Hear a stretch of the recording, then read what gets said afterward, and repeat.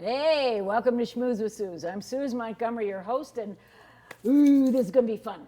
I asked one of my very best friends in the whole wide world to come on today, and she is fascinating. Not only is she smart, savvy, and a very strong woman, but she's got great stories. And she did something that I really would love to do, but I don't think I'd ever get asked to do so because I'm claustrophobic. So I want you to meet my girlfriend, Melissa Baffa. Hey, thanks for coming on. Hi, thanks for having me. Okay, so let's get the work job out of the way so we can talk about the fun stuff. Your day job is? I work as a development officer at the Santa Barbara Museum of Natural History, and I'm in charge of grants and sponsorships.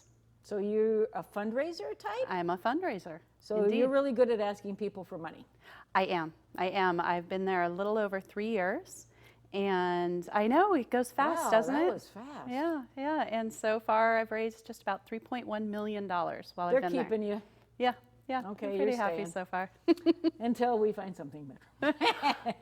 Oh, I didn't say that. Did I say that? No, I'm just kidding. You're perfectly where you should be. I mean, you integrate with the society up there. I mean, you wouldn't have really that much of a big opportunity. We don't have a big museum here, right?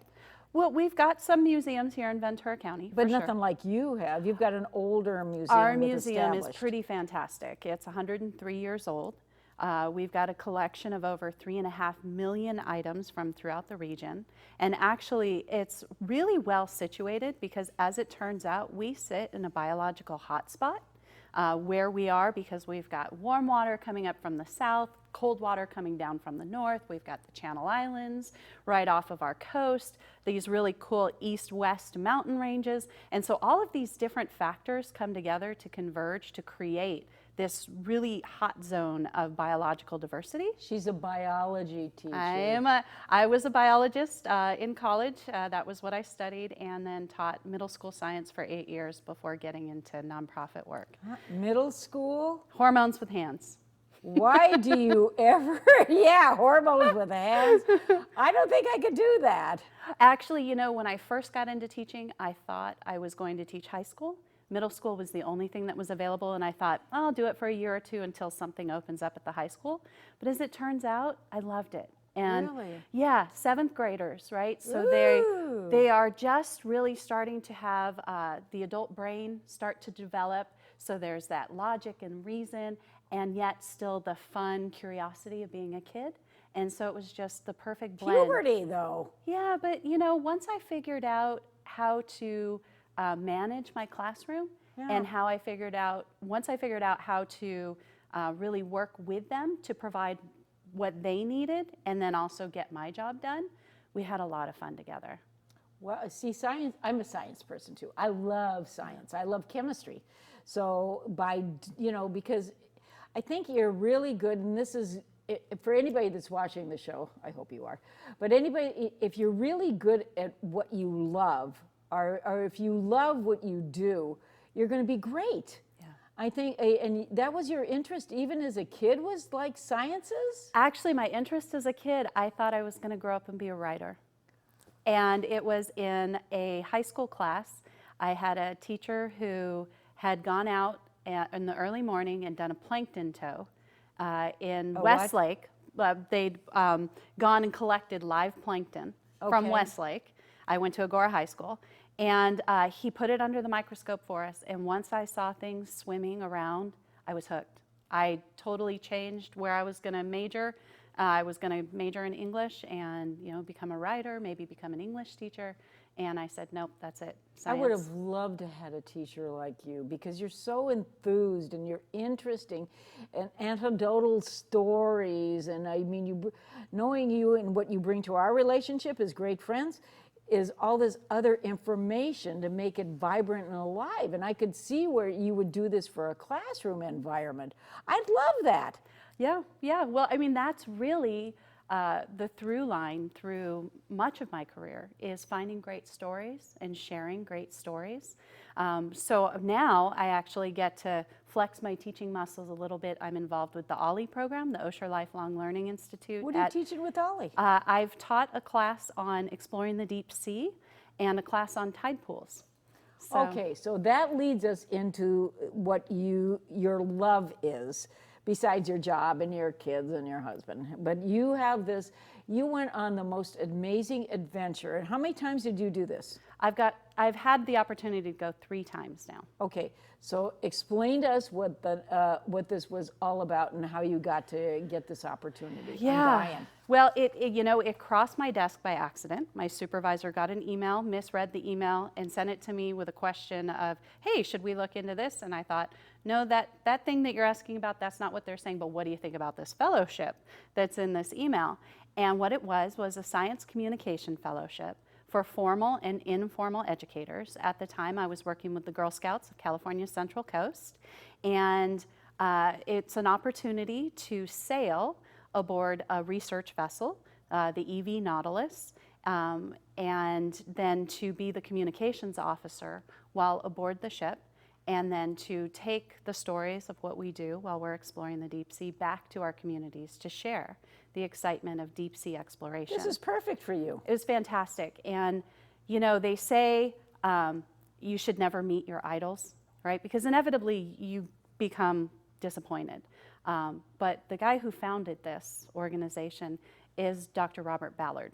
And most people know him. Ballard? Ballard. Most people know him as the guy who discovered the Titanic. Yes. Heads up, if you ever meet him, don't talk about the Titanic. Why? He doesn't want to talk about the Titanic. He wants to talk about science. He wants to talk about all the really cool stuff he's discovered underneath the ocean, things like hydrothermal vents. He's the guy who discovered hydrothermal vents in 1977. I didn't know that. Completely turned biology on its ear when he did.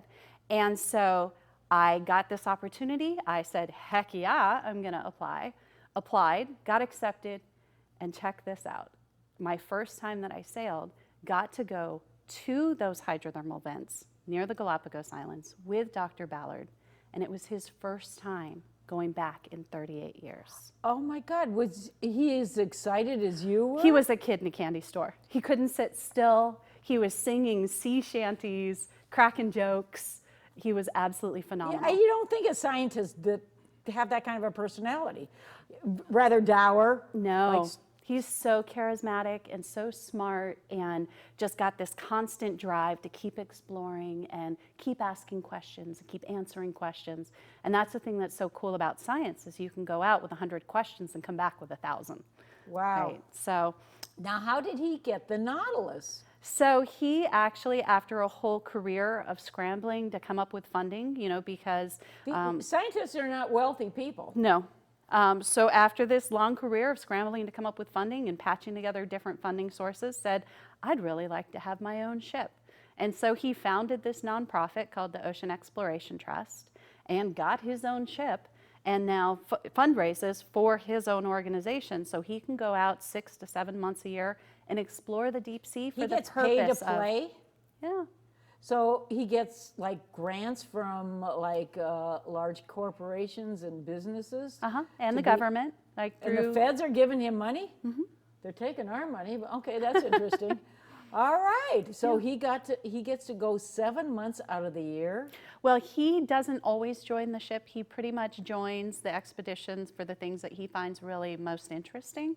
So this year in particular, I know one of the expeditions that he was interested in, they actually were searching for the remains of Amelia Earhart. for the reins of her plane, I should Whoa. say. And so, he definitely was on board for that leg. Powell Island, is it? Yeah, so they went out to try and figure out if perhaps the rumors that, the plane had landed there, Yeah. to see if they could find any evidence. So nothing, huh?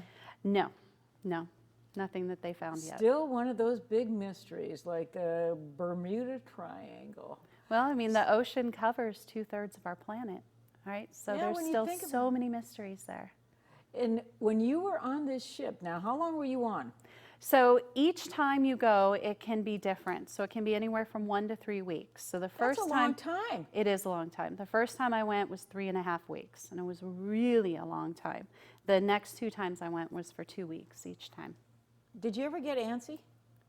Yeah, a little bit, but they have a gym on board, so you can exercise and work some of that off.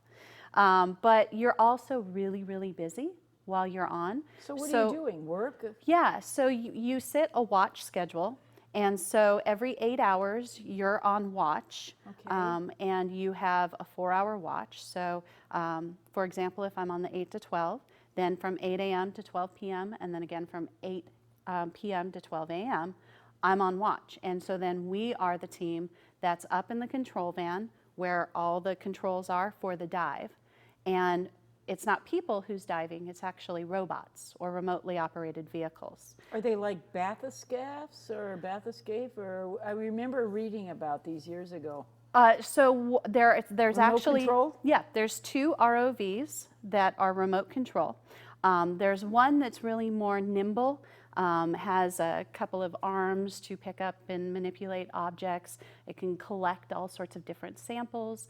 Both ROVs have high-powered lights and cameras, and so the really cool part is that they are hardwired back up to the ship, and that everything that they are seeing and everything that we are saying in the control van during the dive gets broadcast out via satellite and out to the internet where people can participate live. Like in the real time? dives. In real time. So from the bottom of the ocean to your cell phone, less than 20 seconds. That is amazing. It's That is fantastic. fantastic. Especially when you technology. consider that when Ballard discovered hydrothermal vents in 1977, right, they were out in the middle of nowhere. They had to wait weeks before they could come back and say, hey, I think we found something really cool. Can you guys help confirm this for us? Because there was no biologists aboard the ship when they made that discovery. It was all geologists. And so the fact that you could go from that in one person's career to this completely different way of being able to explore in real time, bring the world with you, have scientists ashore participate, and go, oh, can you pick up that rock over there? No, not that one, that one, right? And that's just so amazing, and it's just pushed the boundaries of science so much further. So you obviously, because you have these ROVs, you were able to see things on the ocean floor. Did you see anything that was unusual that you've never seen, or anything, scientifically, like a breakthrough or something? Every time we go, we see things that are amazing. Even if they've been seen before, it's incredible. But the last time I sailed, for example, we were exploring a seamount right here off the coast of California. It's actually part of the Monterey Bay National Marine Sanctuary.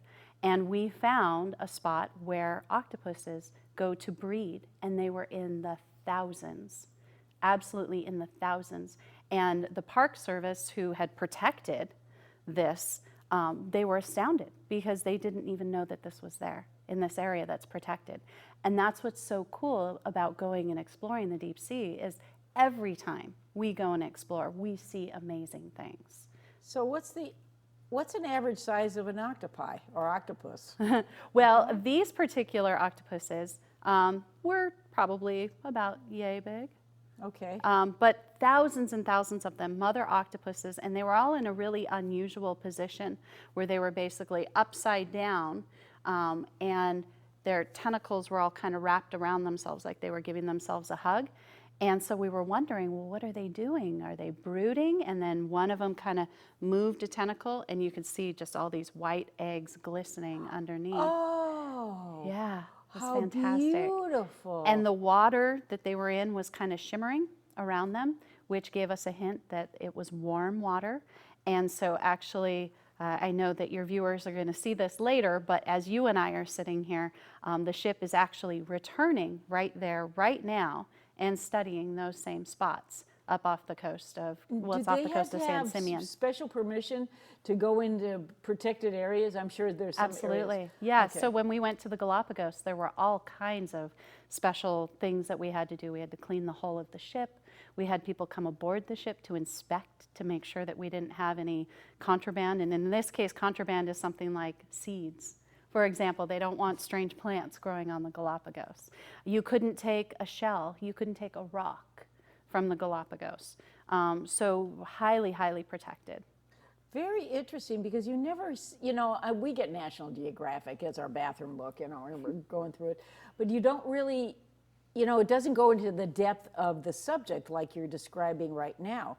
Like octopus, I mean, with all the little babies and everything, and especially I didn't know they were in warm water. Yeah, these ones, yeah. Well, so your viewers can go to nautiluslive.org and go participate in the Exploration Live.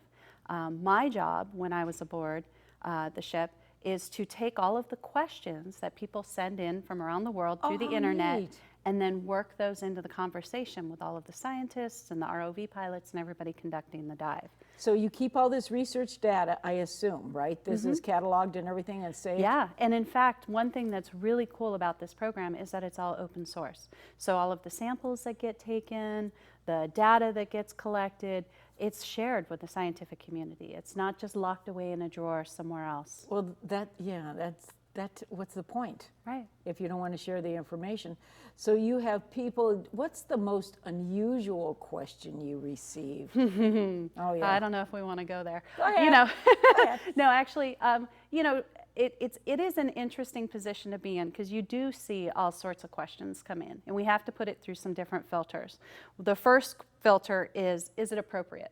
So I always think of, you know, in The Simpsons when Bart Simpson crank calls Moe's Tavern and he has them say ridiculous things, right? So that's the first filter. Did you do we that have as to a think child? about. No, but I did. but you have to make sure that you're not saying anything. They, you know, they don't want you to.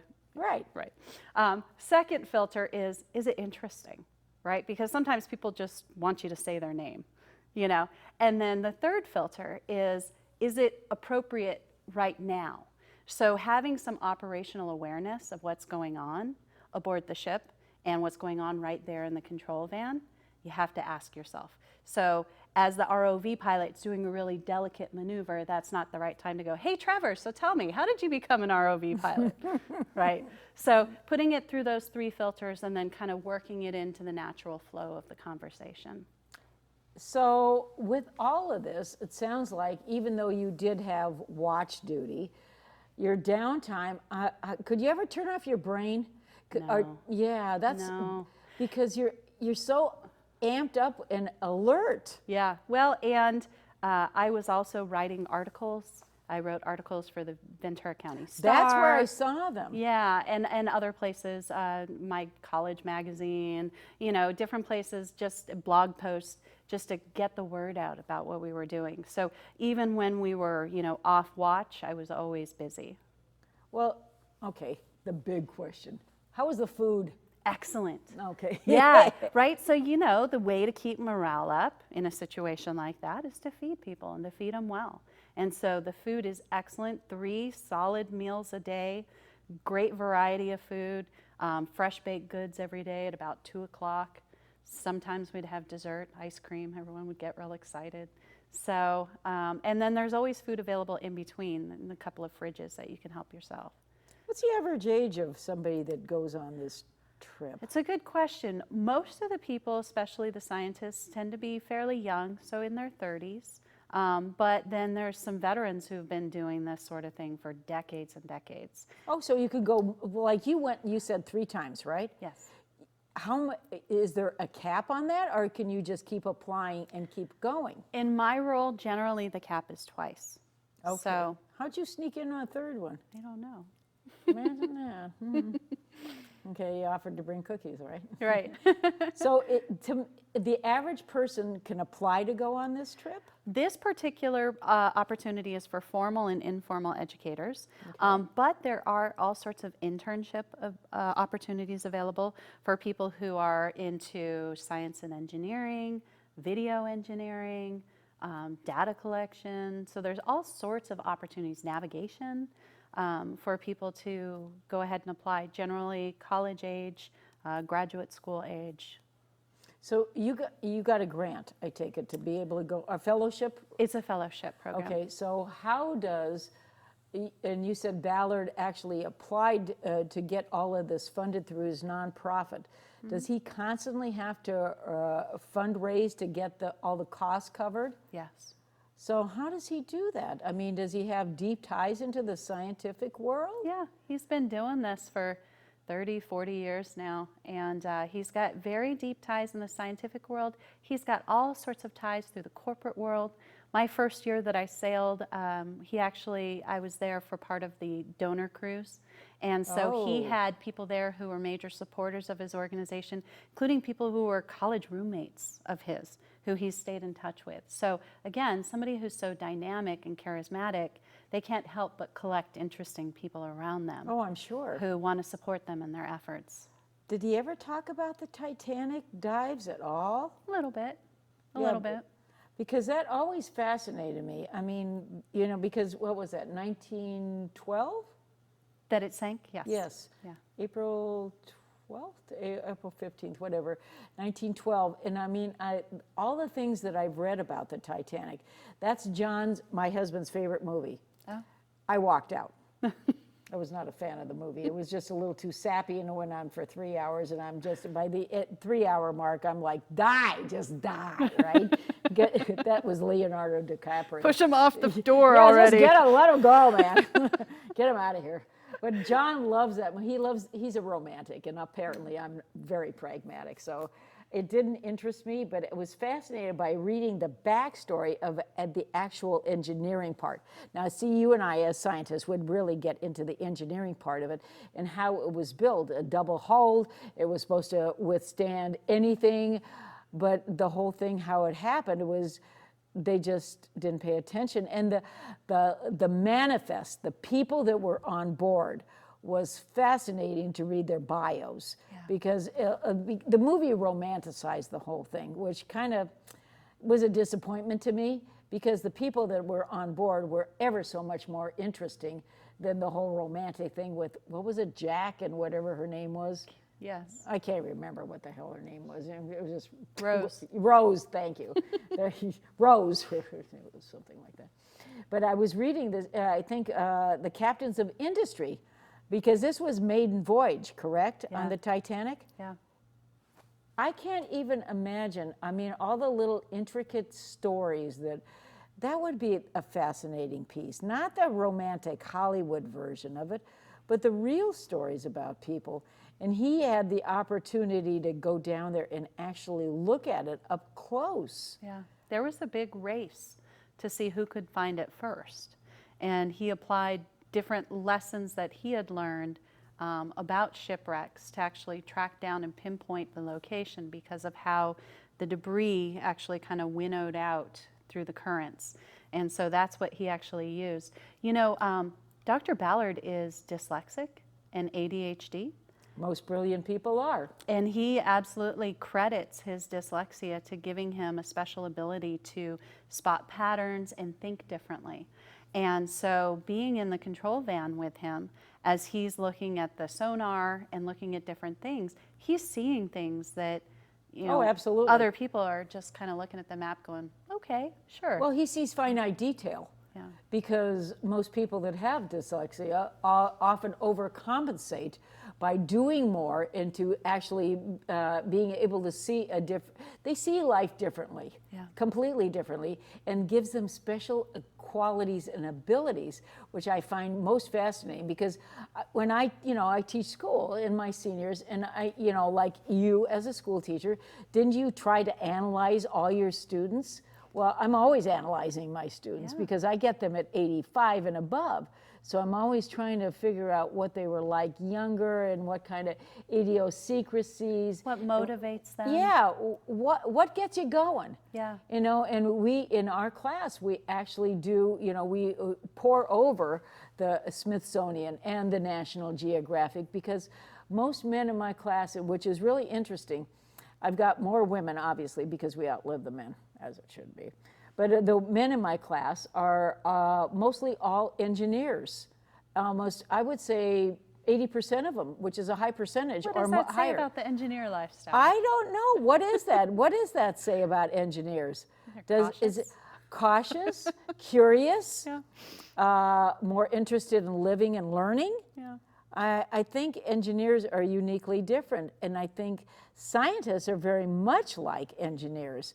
Again, they look for detail. They look for that we see things that most people would overlook. Yeah. And this is why I'm always fascinated when I talk to you about, you know, the exploration of the Nautilus.